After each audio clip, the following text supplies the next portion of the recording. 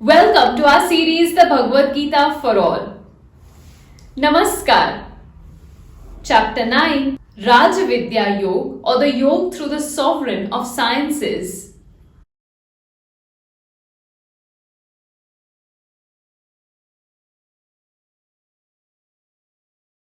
For many across the country, it's a festive time. It's the arrival of spring and the time to reap the rabi crops.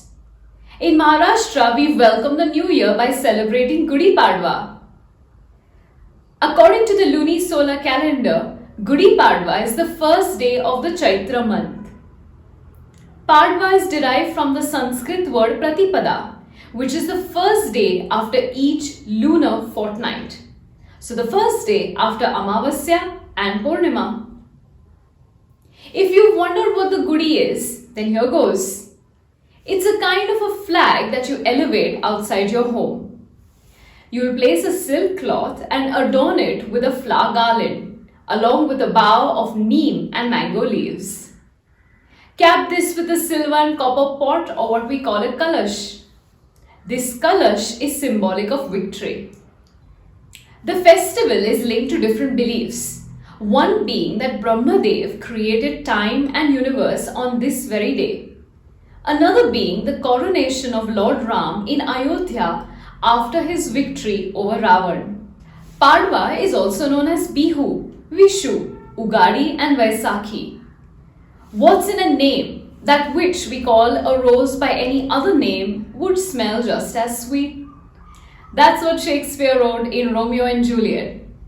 So no matter what name you associate with the festival, it's time to come together, be grateful for what we have, and look forward to good times ahead, like mangoes. Also a good time to get started with all the learnings we've had so far if you haven't already. Here's wishing the best to all of you on this occasion of Gudi Padwa. And I hope you had a chance to indulge in some Shrikhanda Puri or Puran Puri, Gulab Jams or even cheesecake. Actions and intentions. We've heard of karmic reactions.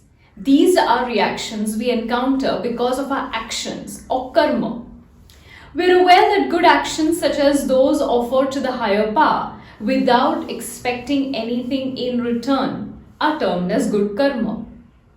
But there are also some actions, knowingly or unknowingly, that one performs with an intention. What's the intention? It could be anything, from trying to fulfill an interest to an action directed to a goal fulfillment. These are actions attracting bad karma, and every soul will have to face the outcome of such a bad karma.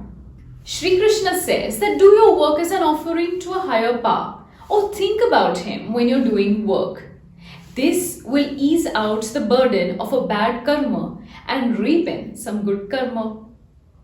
All actions have consequences. They are tied to a cause and effect relationship. Any action, whether big or small, is the cause that can set off a chain of reactions.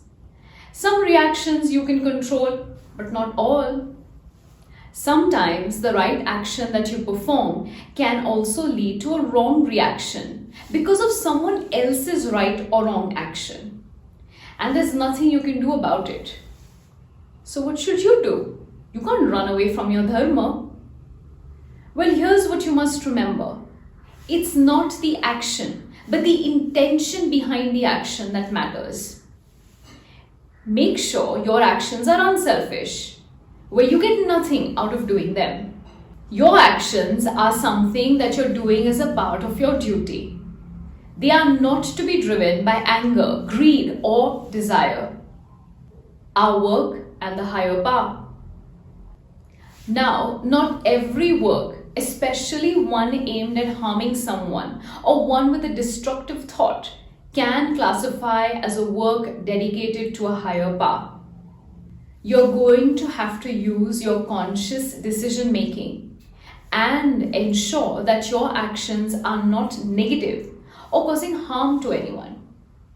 I think we've all wondered at one point in life about the higher power or God showcasing some partial behavior to some select devotees. You've probably questioned how the rich keep getting richer, or the poor have a pool of turmoils that just don't seem to leave their bag, or even criminals getting away easily. But that's not justified. Think about the rain. When it rains, the water drops are equally distributed. The drops don't know if they'll cause havoc and flood the area. They don't know if they're going to help vegetation or plants to grow. They don't know that they might be collected in dams to quench thirst or in tanks through rainwater harvesting. They have no idea. That's how impartial they are. The Creator too has a uniform law. He's equally disposed towards all. It's up to you, your actions and your behavior that determines how accepting you are of His grace. And then there's the play of karma too. Shri Krishna's message to Arjun is clear. Unite in thoughts with the Supreme Power. Engage in meditation. Offer obedience to Him. This will lead you to self-realization and to the liberation your soul aims for. Inner peace and happiness stems from sheer sincerity, and that is something we can all surely try. Dhanyavad.